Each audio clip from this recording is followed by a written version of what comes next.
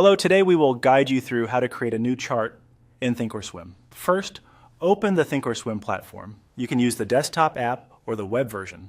The process is the same. Make sure you're signed in and that the platform has fully loaded.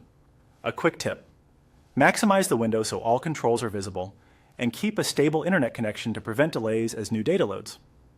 Once the platform is open, head to the Charts area. Click on the Chart workspace so you're looking at a live price chart. This is the main hub where you'll manage symbols, timeframes, drawings, and indicators. If your layout shows multiple panels, just ensure one is active by clicking anywhere on an existing chart. Next, move your eyes to the upper right corner of the charting area. You're looking for a small rectangle icon.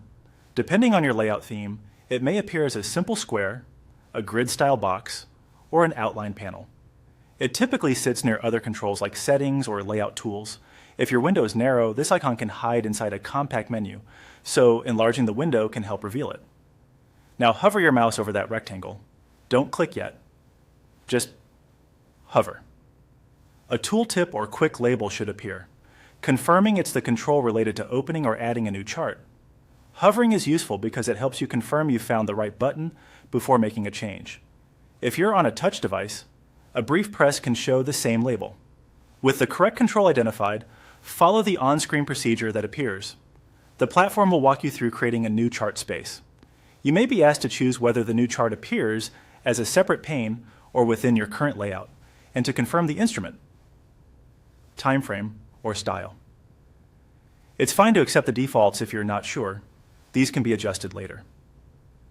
Watch for any prompts to apply your selection, then let the platform finish updating. If something doesn't display immediately, give it a moment for data to load.